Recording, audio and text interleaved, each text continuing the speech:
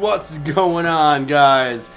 Quick lesson today on identifying your thirds, and it was a kind of sloppy intro, but we're not gonna spend all day editing a nice fancy intro. I just wanted to give you an idea here. So I moved with the chords over the intro here, but I'm just going to go ahead and do just the D major, so we can just kind of keep this all relative, right? And so you can kind of in your mind map where the minor to major third is relative to the root, no matter where you are, right? And then as you start to play over a more country type progression like the one in the intro, then you'll begin to just superimpose whichever chord you're over, right? So let's just do this in D, which is what that was in, which went back and forth from D to G to D, then A and D turnaround. So the chords, I was moving with those chords, but for just the D, recognizing the third here, we're gonna do this based out of kind of a combination of scales and arpeggios. Okay, so we're gonna start out of this D shape pattern here. That's kind of your C and your D shape pattern if you're looking at it from a caged perspective, right? So we've got, I use my pinky for this. I've got 5 on my A string. I've got 4 on my D string here, but here's gonna be where my first minor to major third is gonna be. So you would play 4 usually, but dip down there from 3 to 4. So you got 2 and 4 on your G, and then you've got 3 on your B. Now you could go here.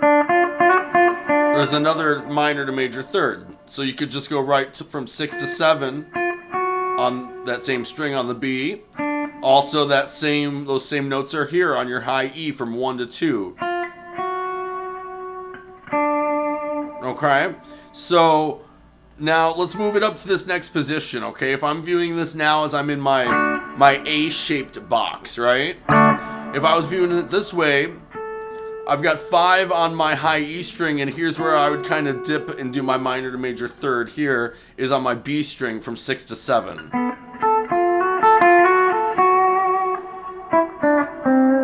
And then we can kind of, just work within this shape here on 7 and 9 on your G and your D string, going down to there's that major third again. You can even dip down and go minor to major there.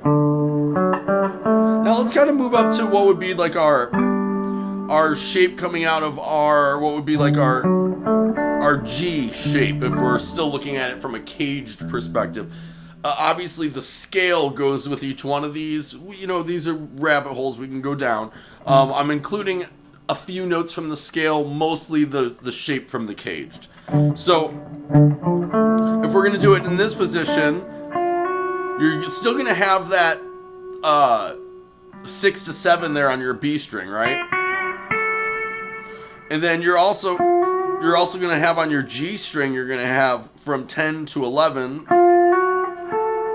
Then I'm hitting 10 there on my B string.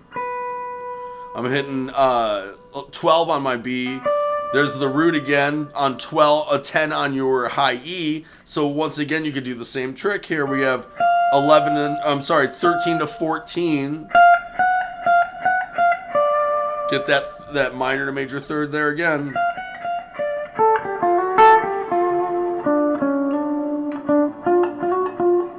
Now you can come up here and do it again. Anywhere you have a root, right? You know that 3 frets higher is your minor third, up 1 note's your major third. So you always know if you find a root note that you're not far, right? You know, and depending on what string you're on, there's going to be one kind of below it or above it or kind of behind it too. So it's just, you know, it's just trial and error here. Then you'll hit the same one out of certain positions, right? Because if you come up here,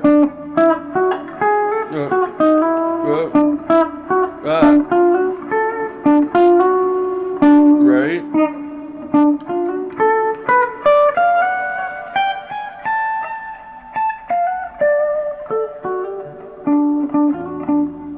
So cool. I hope that helps a little bit here, just to kind of map out where those minor to major thirds are located. I might have missed one or two because I was kind of flying through them and I didn't use any notes or tabs, just kind of going off my head for this because, I mean, this isn't anything super complex here, but it really is important that you learn where they are everywhere. That way you don't have to move positions.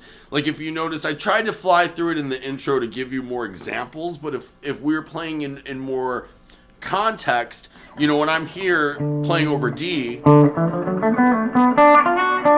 going to stay here when it gets to the G. And